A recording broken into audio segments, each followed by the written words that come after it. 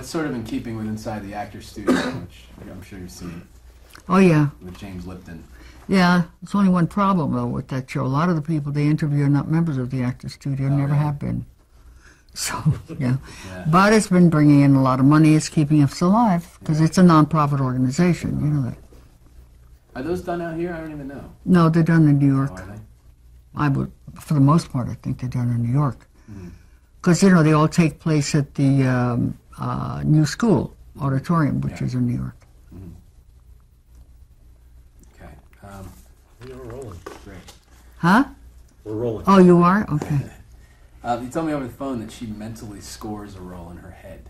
Well, that's the kind of thing I've been describing, is what I'm talking about. To score it means it would be appropriate here to start letting, let's go back to that dual role, to start letting Samantha come through a little bit.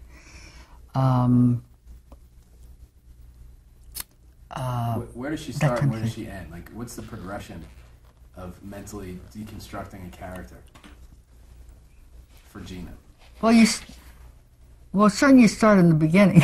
I mean, you start at the beginning of the script, and that, oh, who is she today, and where is she going to go, and what has brought this character to this point?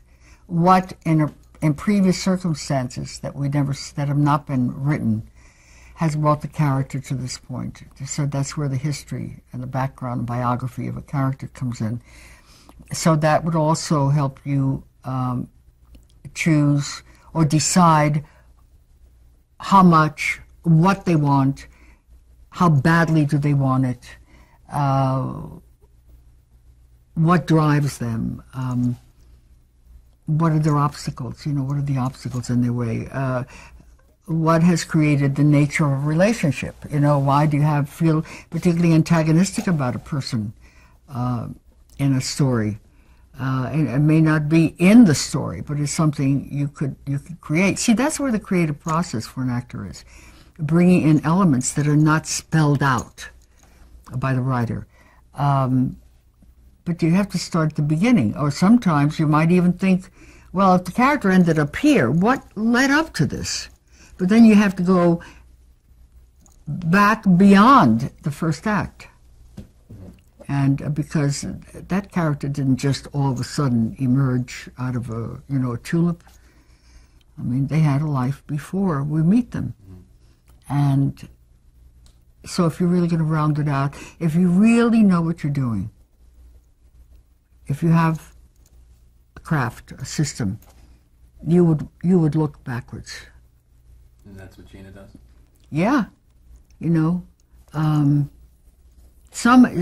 many clues in a good script. There will be many clues as to a person's background. And if I remember about Long Kiss Goodnight, I think her father, even though we never see him, I think her father was in that CIA business. Yeah, I think so. I remember correctly. Oh, good. I'm pretty sure. Yeah, there's just an sort of a very brief reference to that. Yes, yeah. But that could help explain why she went into it. And it can also explain why she went out of it. Why she had to detach herself. As maybe she had to hang up with it. She needed to please that father so badly that she was willing to take on things that maybe were not allowing her to be a full human being. Right. And that's the kind of thing that helps you explain the choices and helps you know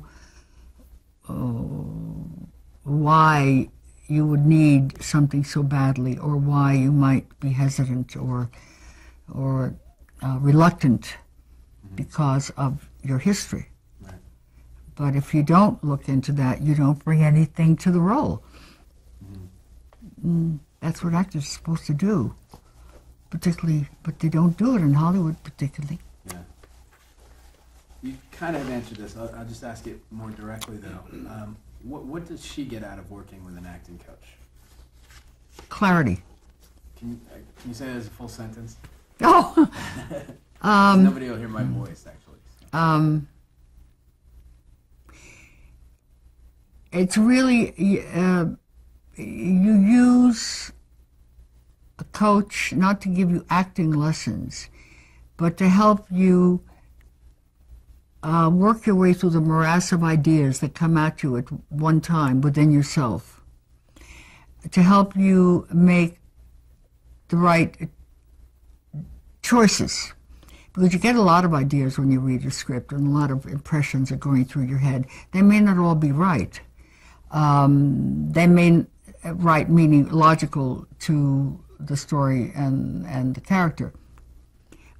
What it does is gives you a clearer vision of who this person is and who they could be, and what their needs might be. Everything is sharpened.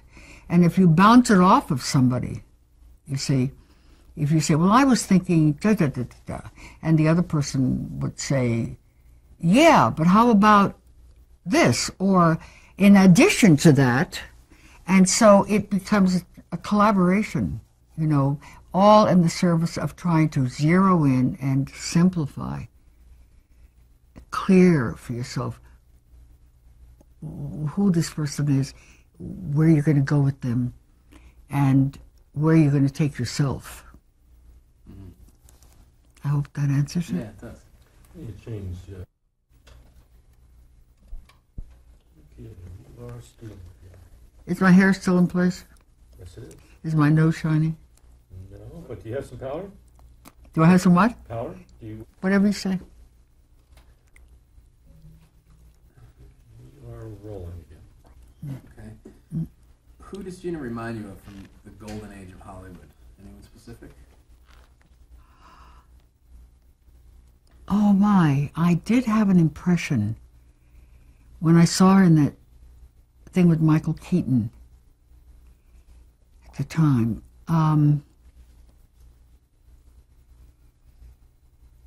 It was like Carol Lombard or a Myrna Loy.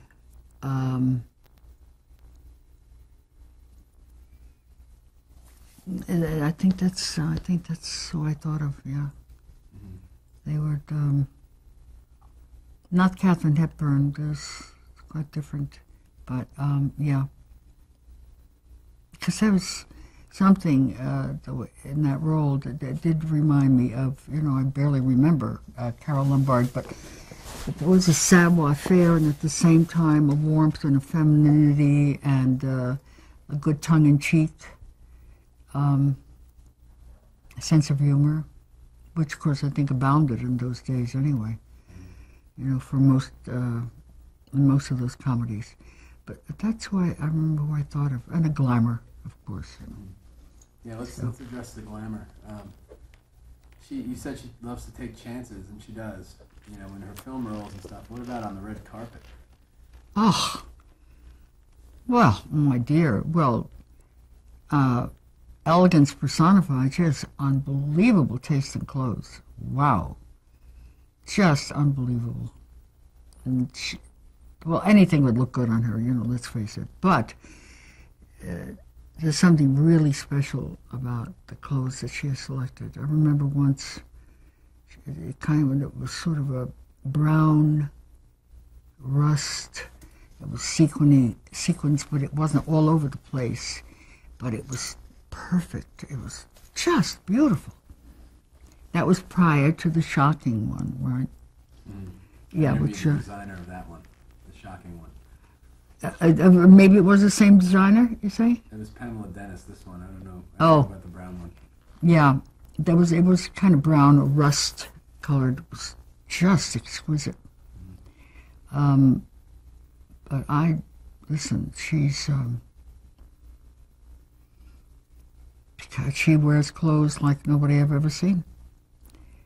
And she knows how to choose them. You know, there's something to be said about that too, you know.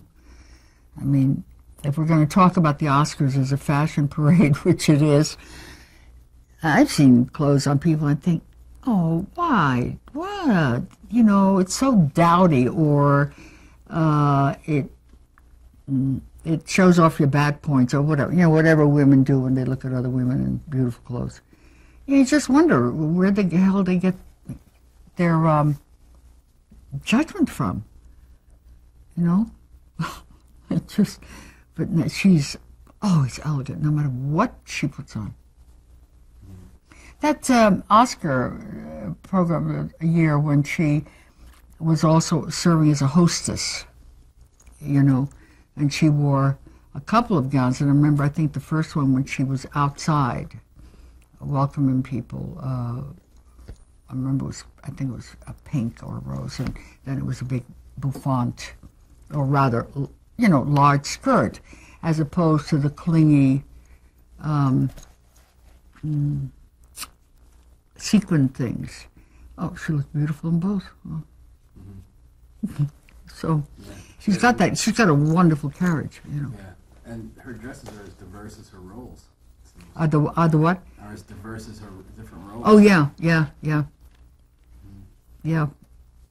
But well, she's not hung up on coming across as a particular kind of a person, and I think that is accounts for some of her choices. She doesn't have to be the sex pot. She doesn't have to be Miss Cutesy. She doesn't have to be way out, you know, like a Cher used to be, to draw attention. She doesn't have to do that. That's great. Yeah. Let me just ask you briefly about her character in Accidental Tourist, because that was one of her major roles. What are your impressions? Yeah, well, she won an Oscar for that. I haven't seen it in such a long time that it would be hard for me to talk about it, but I do remember a scene on the couch. It stood out in my mind, and it was like I was able to read her mind when he was talking to her. And that's, particularly in film, so necessary that it's almost like what film acting is about, which is reacting. That we can read in your eyes exactly what's going on with you, which you can't do in the theater because of the distance. So if we can experience what you're experiencing silently, that's great acting. And I remember that. It was William Hurt, right? Yeah. And I don't know what he was saying to her, but it was very memorable. Huh? About them getting married. Is that what it was? She was sort of asking him what his intentions were. And I think there was a fear of the answer, a need to cover up her need, not particularly liking what she was picking up from him. I don't remember what he said. I don't even remember what the issue was. But I do remember that her experiencing all these things and yet containing them, which is, if you don't have anything inside, there's nothing to contain. Yeah. But she had a lot going on, but contained it, because that would be logical for the character. Yeah. Am I giving you too many acting lessons here today? No. The more the merrier.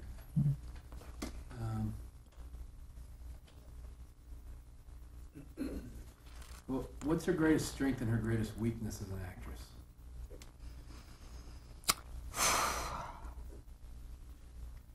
You mean in the nature of her performance or her approach? No, because I think her approach is flawless. Her greatest strength is her willingness to take big chances and to plunge into the moment. If there is a weakness, because she is so darling, that could also be her weakness, because it would tend to, it could take over, and then we would be deprived of all the other dimensions within her. You know. Great. Yeah. That's what. Because she's a great comedian. I mean, she's a great performer. And if that takes over, or there's too much of that, then we're robbed of the other dimensions that she's capable of. And that I would consider her, you know, if she ever leaned on that, that would be her big weakness. That's a good answer. She's adorable. It's a word I would use for her. And she's shy. I got to tell you something, darling. Really, it was so sweet. It really surprised me. Just before our last session on Long Kiss Goodnight, I walked her to the door, and I'm looking up at her, and to say goodbye, because she was going to go off to Canada, and then she looked at me, she said, "May I give you a hug?" I almost fell over. She just didn't decide I'll do it, but it reveals a lot of, her shyness, and she's very ladylike, and it was just so sweet and surprising. May I give you a hug? Isn't that cute? Yeah. Yeah, it was really sweet. Yeah, just sort of bashful. Very. Yeah. I would describe her as shy with people. Yeah, absolutely. Yeah.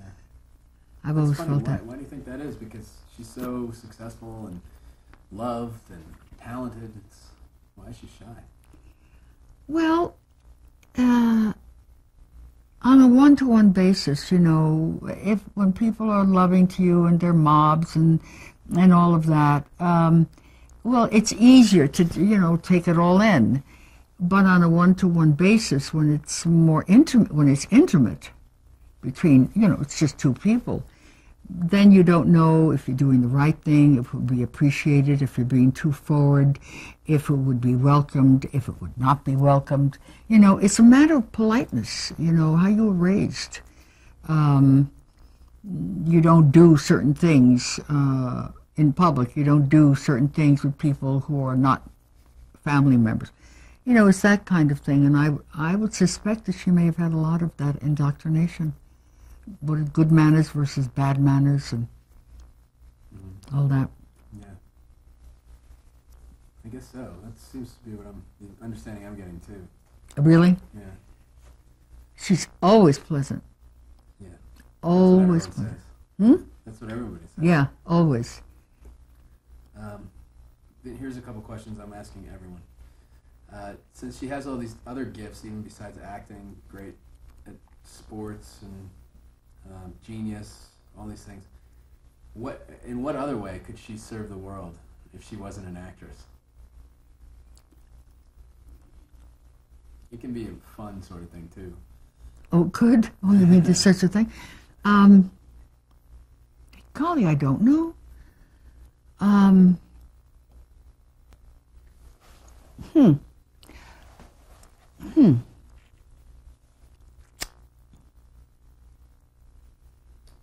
I think if she got behind certain causes, I think she would work very, very hard, and I think more behind the scenes than in front of us.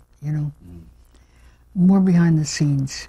I just don't see her getting up in front of multitudes and getting everybody to rah, rah, rah, whatever. But again, I think that's part of her ladylike, shy way of dealing with things. But she has commitment, she has energy, she's got all the smarts, So I see her more as operating behind the scenes rather than, I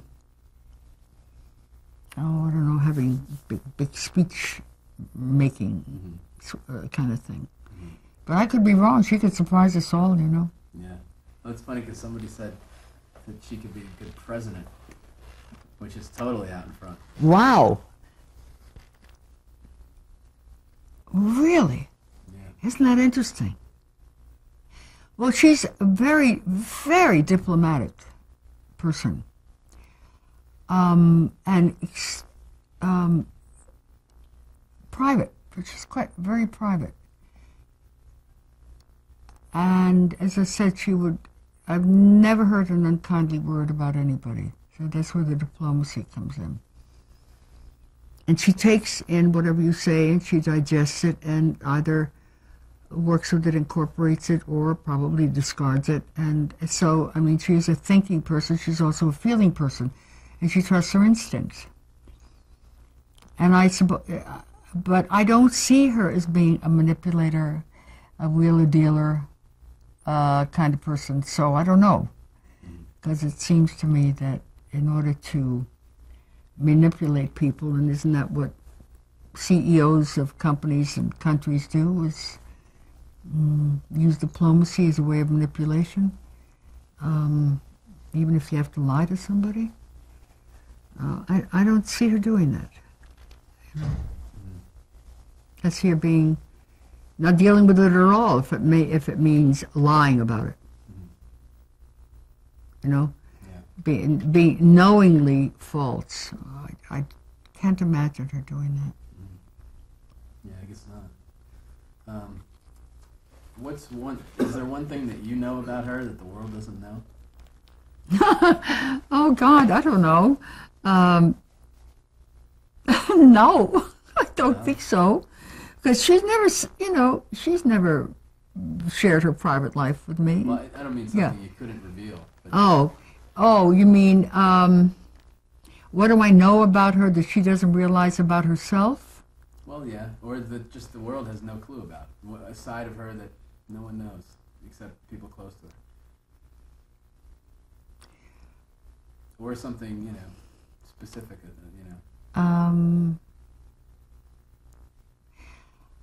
I have a feeling that with people she's really close to, she is extremely playful and daring,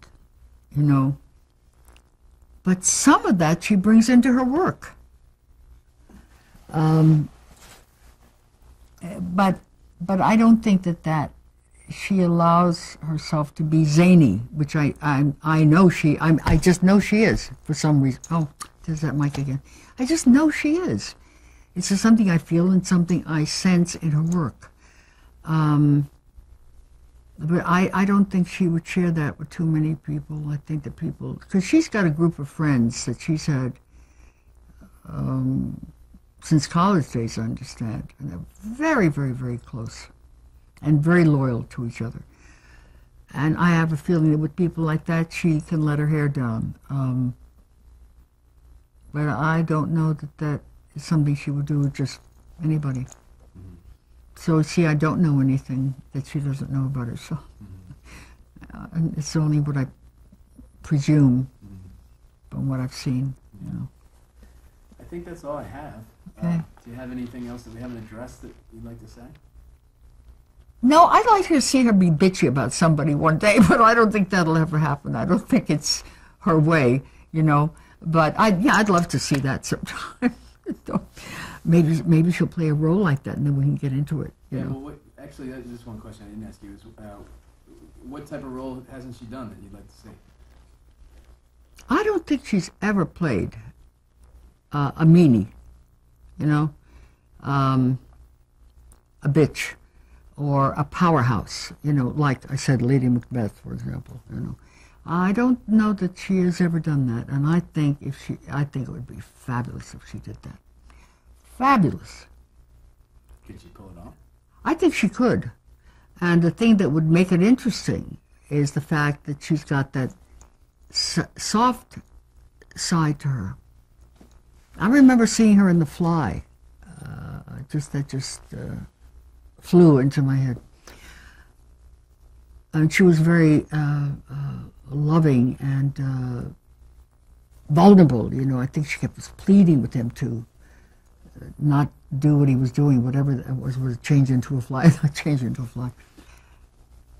But I'd like to see her really take the bull by the horns sometime, where she's the leader,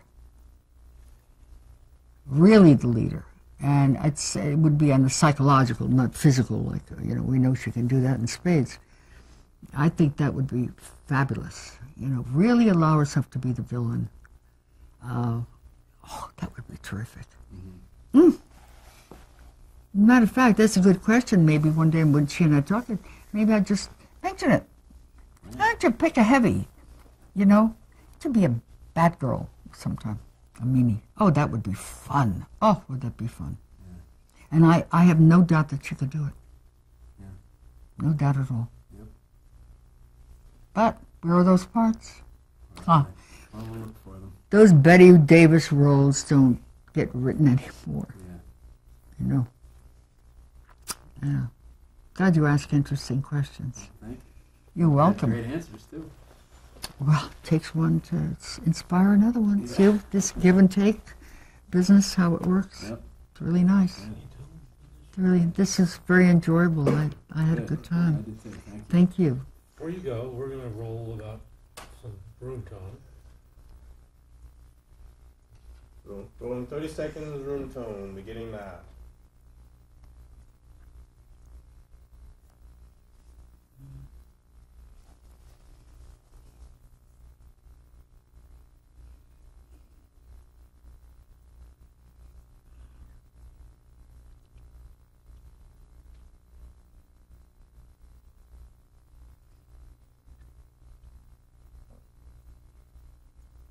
And room tone.